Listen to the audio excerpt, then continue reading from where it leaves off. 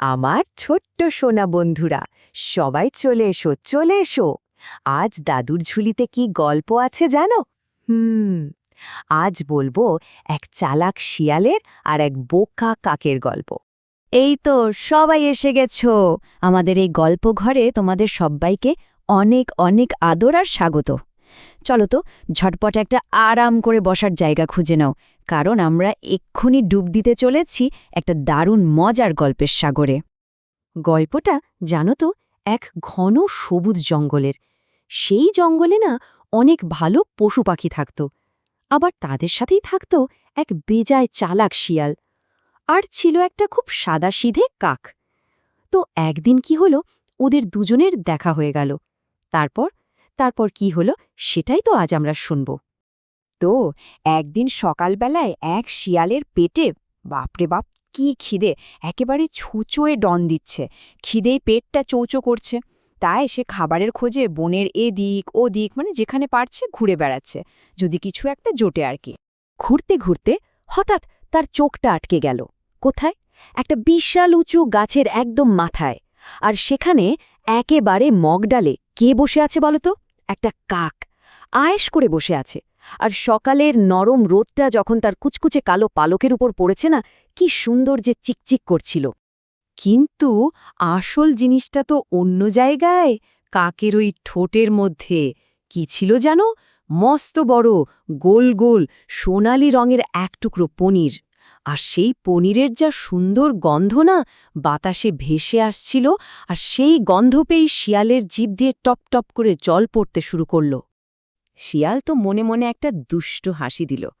ভাবল, আহা, কি চমৎকার একটা নাস্তা! না না, এই পনিরটা তো আমাকে পেতেই হবে। যেভাবেই হোক ওটা তো আজ আমার পেটেই যাবে। কিন্তু মুশকিলটা হলো কি, কাকটা বসে আছে অনেক অনেক উঁচুতে। লাফ দিয়ে তো আর ওখানে পৌঁছানো যাবে না। চালাক শিয়াল তখন তার মাথায় একটা বুদ্ধি আঁটল। সে ভাবল, গায়ের জোরে কাজ হবে না, যা করার বুদ্ধি দিয়েই করতে হবে। সে ঠিক করল কাকটাকে মিষ্টি কথায় ভোলাবে। শিয়ালের বুদ্ধিটা একবার দেখো, কেমন ধাপে ধাপে এগোবে। সব ঠিক করে নিয়েছে। ঠিক করেছে, প্রথমে গিয়ে খুব বিনয়ের সাথে কথা বলবে, তারপর কাকির সৌন্দর্যের প্রশংসা করবে, এরপর তার গানের গলার এমন তারিফ করবে না যে কাক নিজেকে আর সামলাতেই পারবে না। আর একদম শেষে শেষে তাকে একটা গান গাইতে বলবে। বোঝো চালাকিটা? যেই ভাবা সেই কাজ। শিয়ালটা সোজা গাছের নিচে গিয়ে দাঁড়াল। তারপর ওপরের দিকে তাকিয়ে গলায় যেন মধু ঢেলে দিল, বলল, সুপ্রভাত কাক মহাশয়া, কি চমৎকার একটা দিন, তাই না?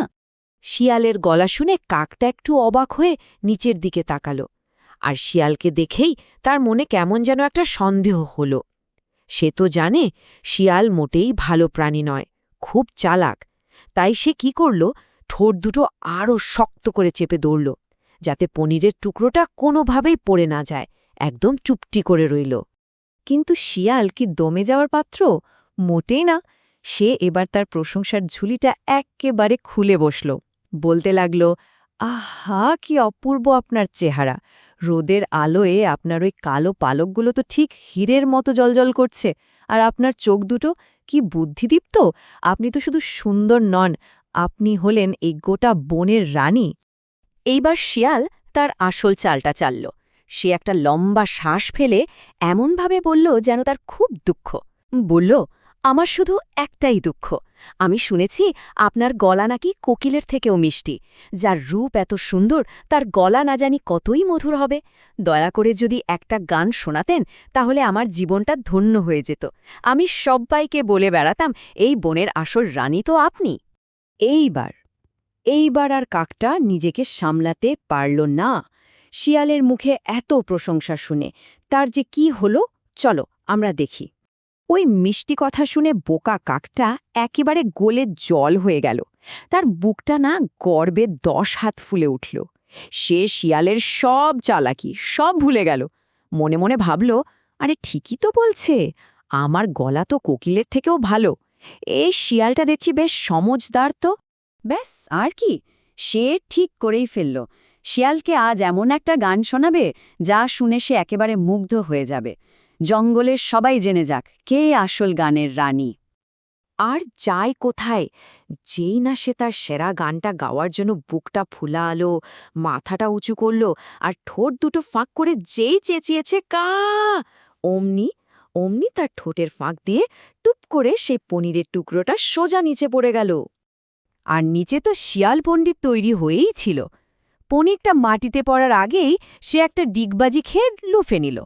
তারপর 1 সেকেন্ডও দেরি না করে মুখে পুরে গপ করে গিলে ফেলল। এরপর বোকা কাকটার দিকে তাকিয়ে একটা বিশ্রী হাসি হেসে বলল, ধন্যবাদ রানীমা, আপনার গান খুব সুন্দর, তবে পনিরটা তার থেকেও বেশি ভালো ছিল।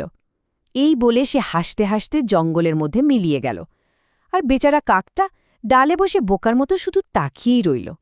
তাহলে বন্ধুরা, গল্পটা তো এখানেই শেষ হলো, কিন্তু তোমরা তো জানো প্রত্যেকটা গল্পের শেষে কিছু না কিছু শেখার থাকে। এই গল্পটাও কিন্তু আমাদের একটা খুব জরুরি জিনিস শিখিয়ে দিল। তো কি শিখলাম আমরা এই গল্পটা থেকে? প্রথমত, অচেনা লোকের মিষ্টি কথায় হুট করে বিশ্বাস করতে নেই। দ্বিতীয়ত, যারা কারণ ছাড়াই খুব বেশি প্রশংসা করে তাদের থেকে একটু সাবধান থাকতে হবে, কারণ তাদের মনে অন্য কিছুও থাকতে পারে। আর সবচেয়ে বড় শিক্ষাটা কি জানো? নিজের গুণ নিয়ে কখনো অহংকার করতে নেই, কারণ বেশি অহংকার করলে ওই বোকা কাকটার মতোই নিজের ক্ষতি হয়ে যায়। তাহলে আমার মিষ্টি বন্ধুরা, বলো তো কেমন লাগলো গল্পটা? মজা পেয়েছ?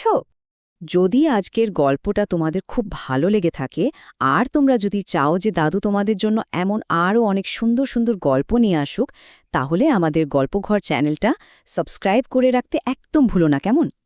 আজ তাহলে আসি, আবার খুব তাড়াতাড়ি দেখা হবে নতুন একটা গল্প নিয়ে। তোমরা সবাই খুব ভালো থেকো।